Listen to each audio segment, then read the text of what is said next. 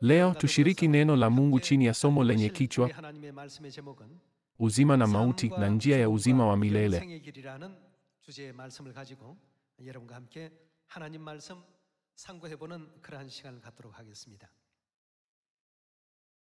Kila mtu aliyezaliwa duniani hawezi kujisaidia, bali anapitia kifo mara moja tu. Biblia inasema urefu wa siku zetu ni miaka 70 au 80 tukiwa na nguvu.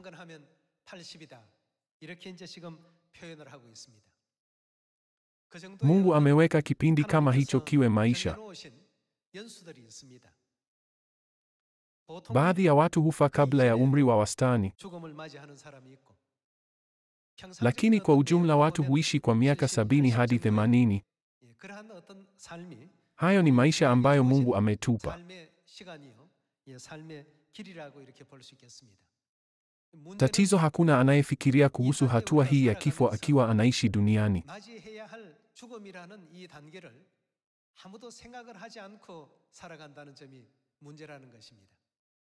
Watu wengi wanaishi ulimwenguni. Kulikuwa na mwigizaji wa sinema aitwaye Shin Seong-il nchini Korea. Alikuwa mwigizaji maarufu sana katika miaka ya 1960 na 1970. Imeripotiwa kwamba alikuwa mwigizaji mkuu katika filamu 507 kati ya 524. Aliacha kazi nyingi sana kiasi kwamba watu hufikiri, je, mtu anaweza kuonekana katika filamu nyingi hivi maishani mwake? Niliona habari kuhusu kifo chake. Nadhani karibu Wakorea wote wametazama sinema ambapo mwigizaji huyu ametokea.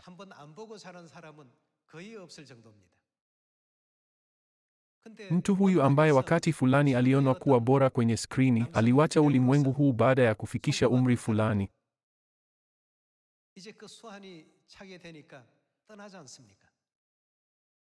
Jeong Ju-young, mwanzilishi wa Hyundai, alikufa. Lee Byung-chul, mwanzilishi wa Samsung, aliondoka pia.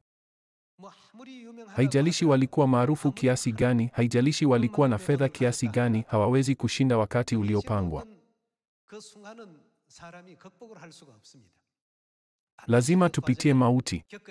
Basi Mungu anaelezeaje tatizo hili katika Biblia? Je, watu wanaishi kila siku wakifikiria kuhusu wakati wa kifo unaowakaribia?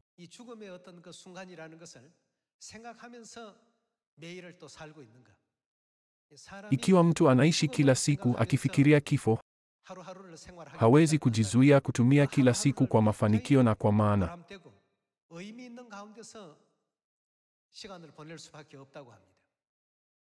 Walakini watu hawafikiri kuhusu kifo kabisa, wanaishi kana kwamba hawana uhusiano wowote na mauti. Hivyo dunia imejaa dhambi na ulimwengu umepotoka na kufanya uovu kumeenea.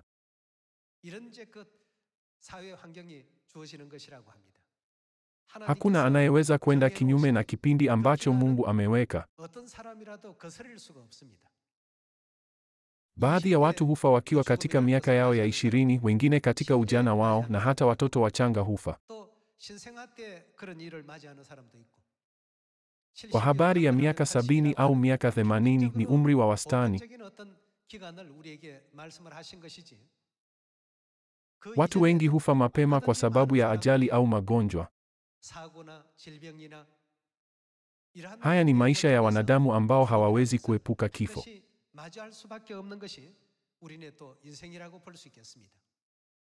Walakini tatizo ni kwamba watu wanaishi bila kufikiria kuhusu maisha yao baada ya kifo. Kwa hiyo matendo maovu, maisha yasiyo ya haki, ulafi na tamaa mbaya hutawala katika ulimwengu huu.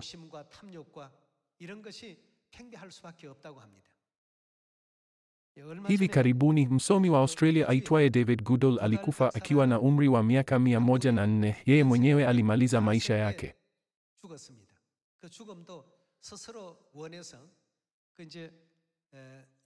Baadhi ya nchi za Ulaya zinaruhusu eutanasia kupitia sheria zao za kitaifa. Huko Australia walakini ni kinyume cha sheria. Hivyo alikwenda Ulaya na hatimaye akafa. Yeye ni msomi maarufu ambaye alifanya kazi kwa bidii katika vyuo vikuu akiwa na umri wa zaidi ya miaka 100 na alikuwa amechapisha karatasi nyingi.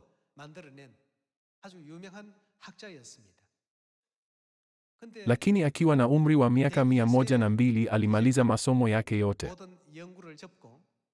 Yeye mwenyewe alijua kwamba afya yake haikuwa mbaya sana, lakini alifikiri kwamba haikuwa na maana tena kuishi hivyo.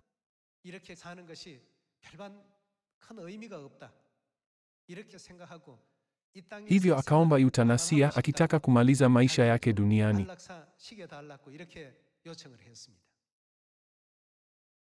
Kila siku hospitali na vyombo vya habari viliangazia maamuzi ya Godal, msomi maarufu.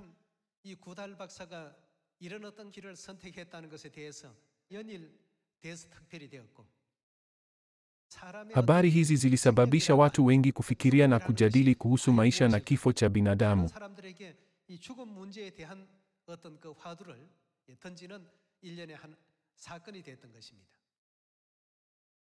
Nimeishi vya kutosha na nimefanya kila kitu nilichotaka kufanya.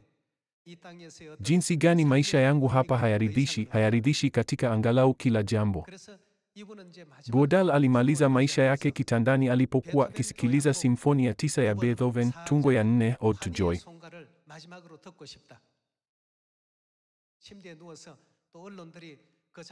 Na vyombo vya habari viliripoti tukio hilo.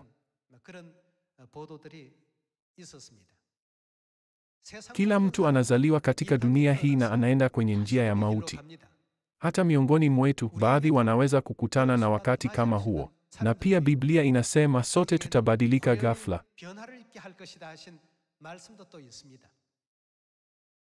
Hivyo Biblia inatufundisha kuhusu mauti. Tukiishi kila siku bila kufikiria kuhusu suala la mauti, hatuwezi kuishi njia sahihi ya imani katika Mungu.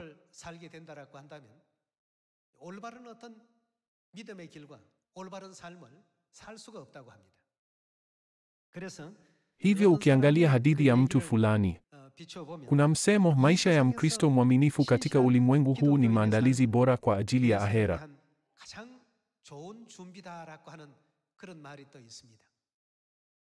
Tuangalie Waebrania sura ya 9 na tuwe na wakati wa kufikiri juu ya mapenzi ya Mungu. Tuangalie Waebrania sura ya 9 mstari wa 27. Inasema, kama vile mwanadamu alivyowekewa kufa mara moja tu na baada ya kufa akabili hukumu. Imesemwa kwamba mwanadamu amewekewa kufa. Mungu alipowaumba wanadamu, aliwapa wanadamu uzima, lakini wakati huo huo, aliwaruhusu wanadamu wote kupitia mauti mara moja tu.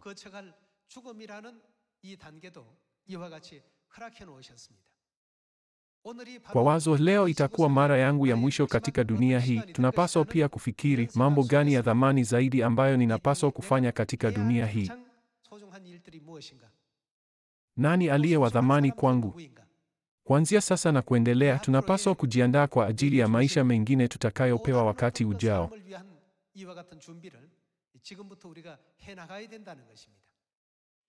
Inasema wanadamu wote wamewekewa kufa mara moja tu kama mwendo wa maisha usioepukika, na baada ya hapo wanadamu wote hakika watakabili hukumu. Walakini kuhusu maisha tuliyopewa, watu wengi hufikiri, lakini nitaishi miaka 50 zaidi. Nitaishi miaka 30 zaidi. Kaka na dada, basi kwa nini vijana hufa? Kuna vijana wengi wanaokutana na aina mbalimbali za mauti. Wengine wakifa kutokana na magonjwa, wengine wakifa katika ajali, wengine wakishindwa kukanyaga vizuri na kuanguka hadi kufa walipokuwa wakipanda mlima. Tunapaswa kuishi tukifikiri kuhusu suala la mauti kila siku. Tuangalie Zaburi sura ya 90. Zaburi sura ya 90 mstari wa 9. Je, nini kinatokea? Tumeishi siku zetu zote chini ya ghadhabu yako, tunamaliza miaka yetu. Kwa nini? Kwa kuomboleza, kutoa sauti ndefu ya chini ya maumivu na mateso. Tayari nimekuwa na miaka 60 lini? Nimekuwa na miaka 70 lini? Nimekuwa na miaka 80 lini? Siku kadhaa zilizopita tulikuwa vijana, tulikuwa wavulana wazuri na wasichana wazuri. Lakini basi tunapoangalia vichwa vyetu vinafunikwa na nywele nyeupe na zilizopauka, macho yetu yakafifia, nguvu zetu zikapungua. Imesemwa katika Biblia kwamba maisha yetu yote yatapita mara moja kwa namna hii.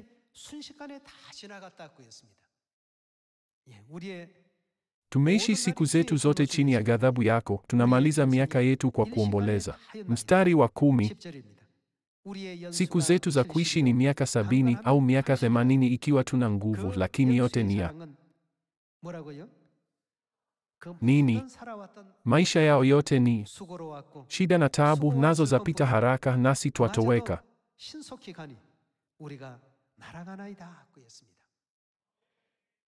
Kila mtu, haya ni maisha yetu. Katika maisha haya hatuwezi kujizuia kufikiri kuhusu suala la kifo. Ikiwa leo ni siku ya mwisho tunaweza kusimama katika dunia hii, tunapaswa kuishije ili bila kuacha majuto? Je, maisha ya aina gani ndiyo yenye maana zaidi? Hakika tunahitaji kufikiri kuhusu hili. Tuangalie Isaya sura ya 40 mstari wa 6. Sauti husema, piga kelele. Nami nikasema, nipige kelele gani? Wanadamu wote ni kama majani, nao utukufu wao wote ni kama maua ya kondeni. Majani hunyauka na maua huanguka, kwa sababu pumzi ya Bwana huyapuliza. Hakika wanadamu ni majani. Majani hunyauka na maua huanguka, lakini neno la Mungu wetu ladumu milele. Katika Isaya sura ya 40 mstari wa 6, nabii Isaya alisema, wanadamu wote ni kama majani, nao utukufu wao wote ni kama maua ya kondeni. Akaongeza, majani hunyauka na maua huanguka. Maua mazuri na yanayovutia hunyauka na kuharibika baada ya muda mfupi, kwa sababu pumzi ya Bwana huyapuliza. Hakika watu hawa ni majani. Majani hunyauka na maua huanguka, lakini neno la Mungu wetu ladumu milele.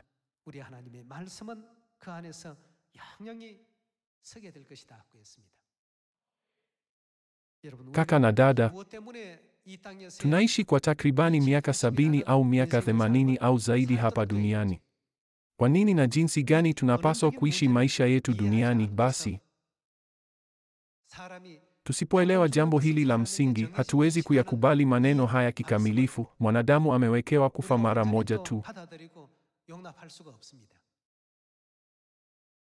Watu hufikiri kwamba wakati ambapo maisha yao ya duniani huisha ni wakati ambapo tumaini lao lote linakatiliwa mbali, ni mwisho wa tumaini lote.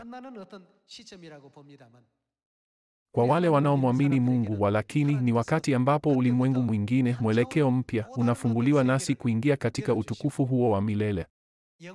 Mungu ameahidi baraka hii ya kushangaza, sivyo? Hivyo, mwandishi wa Mhubiri anasema kwamba miili yetu inarudi duniani, lakini kwamba nafsi zetu zinamrudia nani? Zinarudi kwa Mungu.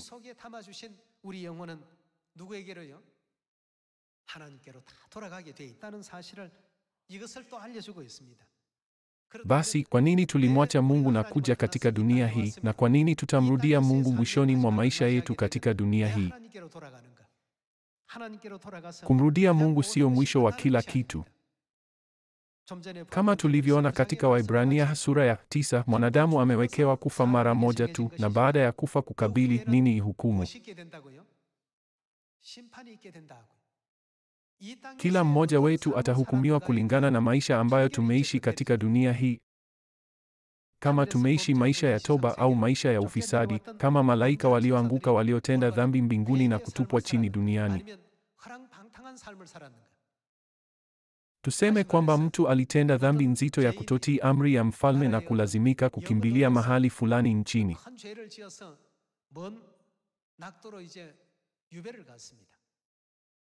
Walakini huko alifurahia kula, kunywa na kucheza kila siku.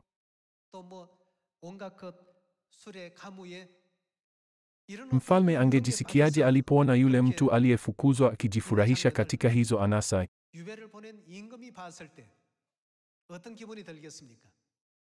Mfalme alimpa fursa ya kujitafakari mwenyewe na kutubu dhambi yake, lakini aliishi maisha ya ubadhirifu sana. Ndipo mfalme angeweka adhabu nzito zaidi juu yake, sivyo? Lakini vipi kama mfalme alimwona akiishi kwa kiasi, akitafakari juu ya maisha yake ya zamani na kutubu dhambi yake?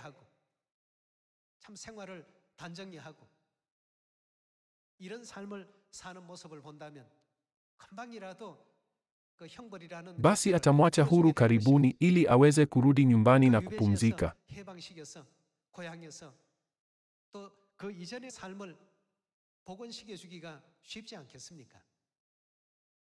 Hivyo, kabla ya mavumbi kurudi ardhini na roho kumrudia Mungu, tunapaswa kuwa waaminifu zaidi katika maisha yetu duniani.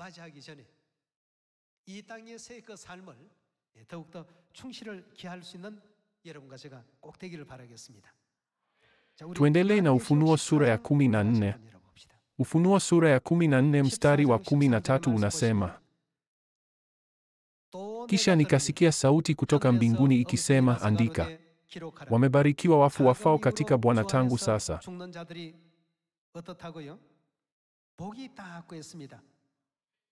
Nani wamebarikiwa? Heri wafu wafao katika Bwana kuanzia sasa. Naam, asema Roho, watapumzika kutoka taabu zao, kwa kuwa matendo yao yatawafuata. Wale wanaopumzika baada ya kazi yao, baada ya kufanya kazi katika Mungu, wanabarikiwa. Kila mtu aliyezaliwa duniani huiacha dunia hii.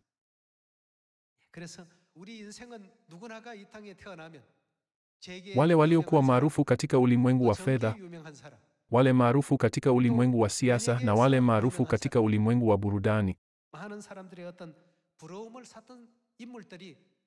Watu wote walionewa wivu wamewacha ulimwengu huu mmoja baada ya mwingine. Hawakujiandaa kwa ajili ya maisha yajayo hata kidogo. Inasikitisha sana. Hivyo Mungu anatuomba tufanye nini? Enendeni Samaria na hadi miisho ya dunia na wajulishe kwa haraka ufalme wa mbinguni,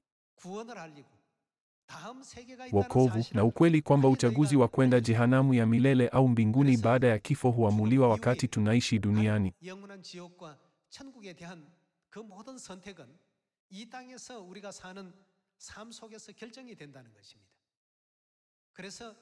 Ndiyo maana Ufunuo sura ya 14 inasema, heri wafu wafao katika Bwana tangu sasa.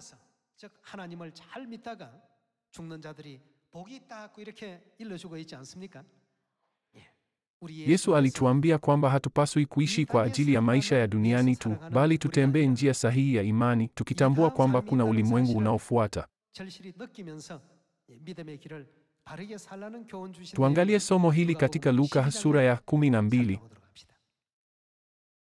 Luka sura ya 12 mstari wa 13. Mtu mmoja katika umati wa watu akamwambia Yesu, Mwalimu, mwambie ndugu yangu tugawane naye urithi wetu. Lakini Yesu akamwambia, Rafiki, ni nani aliyeniweka mimi kuwa hakimu wenu au msuluhishi juu yenu? Ndipo Yesu akawaambia, jihadharini, jilindeni na aina zote za choyo, kwa maana maisha ya mtu hayatokani na wingi wa mali alizo nazo. Kisha akawaambia mfano huu: shamba la mtu mmoja tajiri lilizaa sana. Akawaza moyoni mwake, nifanye nini? Sina mahali pa kuhifadhi mavuno yangu. Ndipo huyo tajiri akasema, nitafanya hivi. Nitabomoa ghala zangu za nafaka na kujenga nyingine kubwa zaidi, na huko nitayahifadhi mavuno yangu yote na vitu vyangu. Nami nitaiambia nafsi yangu, nafsi, unavyo vitu vingi vizuri ulivyojiwekea akiba kwa miaka mingi. Pumzika, kula, unywe, ufurahi. Lakini Mungu akamwambia, mpumbavu wewe, usiku huu uhai wako unatakiwa. Sasa hivyo vitu ulivyojiwekea akiba vitakuwa vya nani? Hivyo ndivyo ilivyo kwa wale wanaojiwekea mali lakini hawajitajirishi kwa Mungu. Ni sawa na tajiri mpumbavu hapa. Alifikiri kwamba maisha yake yatadumu milele. Lakini kila mtu ana mwisho wa maisha yake.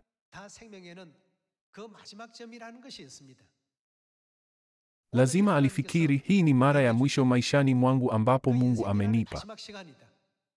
Hii ni mara ya mwisho ninapoweza kutubu duniani, mara ya mwisho ninaweza kufanya kazi kwa ajili ya Mungu, na mara ya mwisho ninaweza kufanya kazi kwa ajili ya Injili. Ikiwa unafikiri kwamba utakufa leo, utafanya nini?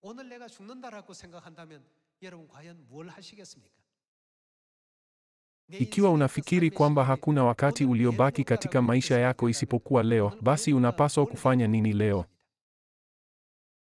Yesu aliwafundisha wanafunzi wake, akimtaja yule tajiri aliyerundika mali nyingi lakini akafa, akiacha mambo yake yote bila maana. Hata kama kuna msomi mkubwa kama Dr. Goodall leo, maisha yake yakiisha leo, faida ya ujuzi wake ni nini? Walakini tumekutana na baba na mama yetu duniani, nao wanatuongoza mbinguni. Kushiriki kwetu katika wokovu wao ndiyo kazi yenye maana na bora zaidi tunayofanya duniani.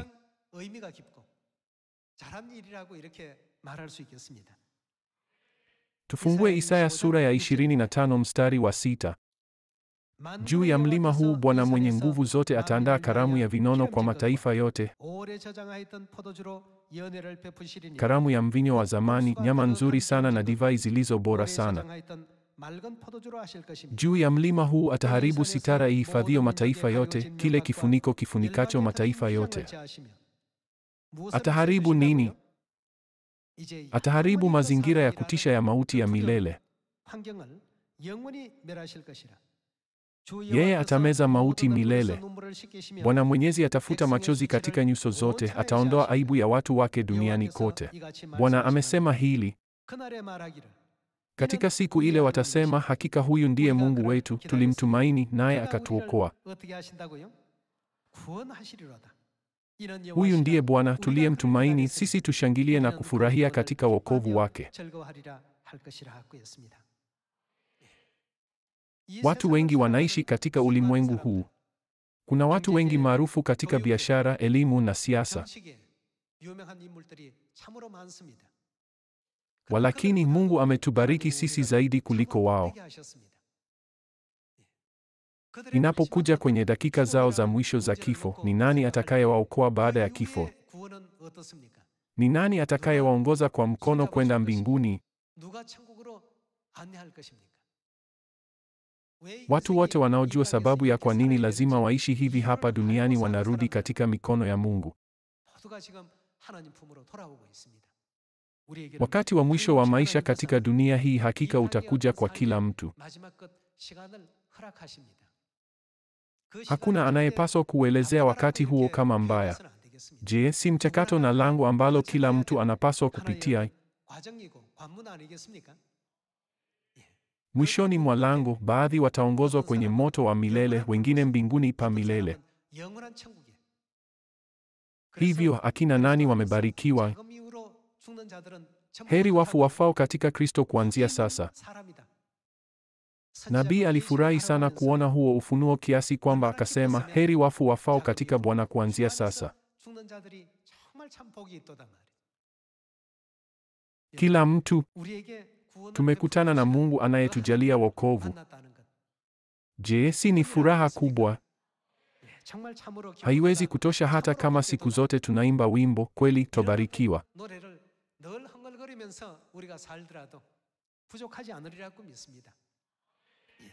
Mungu anajua zaidi kuliko mtu yeyote jinsi maisha yetu yalivyo, hivyo anakuja tena duniani ingawa haipendezi kwake kuja, ni kwa ajili ya wokovu wetu tu. Hebu tuangalie tena Waebrania sura ya 9 mstari wa 27. Kama vile mwanadamu alivyowekewa kufa mara moja tu na baada ya kufa akabili hukumu, vivyo hivyo Kristo alitolewa mara moja tu kuwa dhabihu ili azichukue dhambi za watu wengi. Naye atakuja mara ya pili, sio kuchukua dhambi, bali kuwaletea wokovu wale wanaomngoja kwa shauku.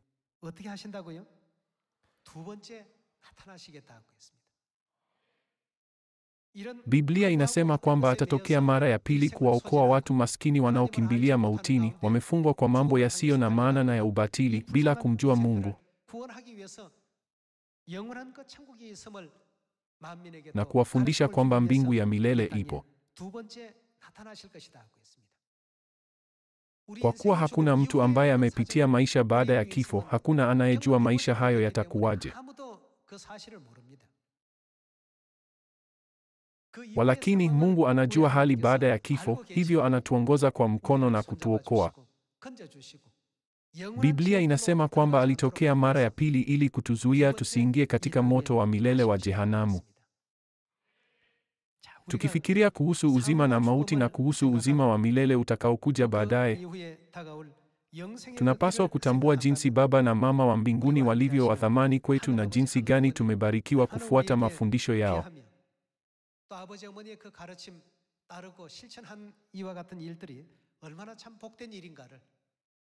Ikiwa tumekuja kanisani Jumamosi kwa sababu tu ni siku ya Sabato, na tumetoa sala na sifa za lazima, na tumesikia mahubiri kwa moyo mtupu, sasa inatupasa tutafakari kwa uzito juu ya kwa nini tunahitaji ibada hii. Kwa nini tunapaswa kumshukuru Mungu kupitia ibada, na kwa nini haya ni maisha yenye baraka kwetu? Tuendelee na Ufunuo sura ya 22 mstari wa 17. Roho na bibi arusi wanasema, njoo. Naye asikiaye na aseme, njoo. Yeyote mwenye kiu na aje, na kila anayetaka na anywe maji ya uzima bure. Ni nani waliokuja kwetu kutushika mikono na kutuokoa dakika za mwisho za maisha yetu? Roho na bibi harusi wamekuja na kutujulisha kwamba kutakuwa na hukumu ya milele baada ya mwisho wa maisha yetu,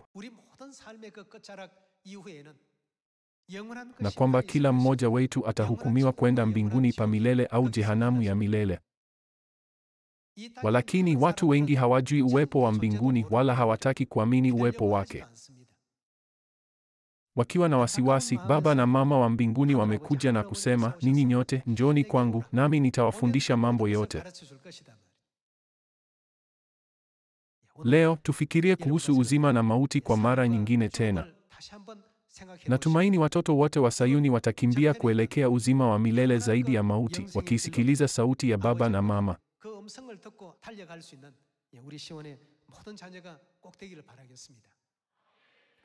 Basi ni watu wa aina gani hawawezi kwenda mbinguni? Nimetoa muhtasari wa sifa zao. Nani ataenda kwenye mauti ya milele? Tuangalie Wathesalonike wa pili sura ya kwanza mstari wa 8. Inasema kwamba wale ambao hawamjui Mungu ni wa aina hii. Ukiangalia Petro wa pili sura ya pili mstari wa 17, ni wale ambao wakati fulani waliuamini ukweli na kuusaliti baadaye.